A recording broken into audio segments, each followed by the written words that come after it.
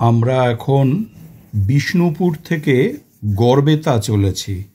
আমাদের গন্তব্য গনগনি।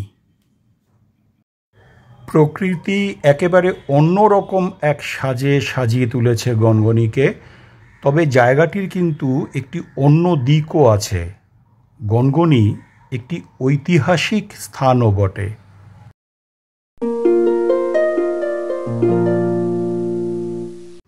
এই সিঁড়ি দিয়ে নামতে নামতে আমরা প্রায় 70 ফুট গভীরে নেমে যাব।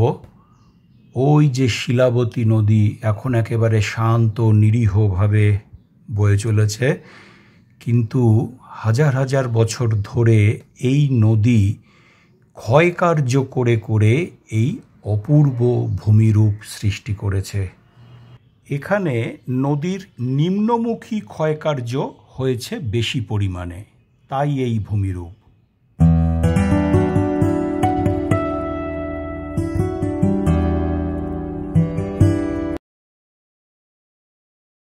এখানে দেখুন একটা পাহাড়ের মতো গঠন সৃষ্টি হয়েছে। এখানে ওঠা কিন্তু খুব বিপজ্জনক ছিল। সরু এক চিলতে পথ দিয়ে উঠতে হয়, দুপাশে খাদ। আবার ওই যে দেখুন ওখানে একটা গুহা সৃষ্টি হয়েছে। এরকম গুহা এখানে অনেক আছে। নানান রকমের ভূমিরূপ এখানে সৃষ্টি হয়েছে, সব প্রকৃতির খেয়ালে এবং প্রকৃতির নির্দেশ মেনে শিলাবতী এই কাজ করেছে। এই যে দেখুন একটি গুহা, এই গুহার ভেতরে বেশ প্রশস্ত জায়গা।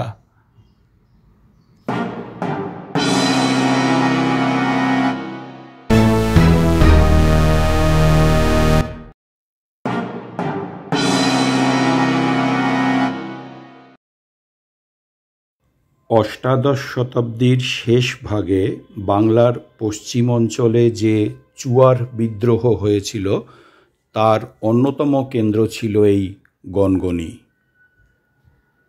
ঘন জঙ্গলে ঘেরা এই নদীখাত অঞ্চলে ইংরেজ বাহিনীকে যথেষ্ট বেগ পেতে হয়েছিল।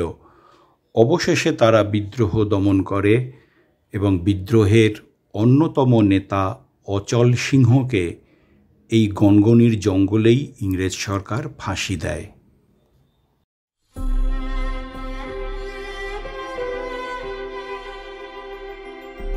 বলা হয় প্রকৃতি হলো খেয়ালি, তারই প্রমাণ পেলাম এই গনগনিতে এসে। কি মনে করে হাজার হাজার বছর ধরে সে তিল তিল করে এই অপূর্ব কারুকার্য সৃষ্টি করেছে।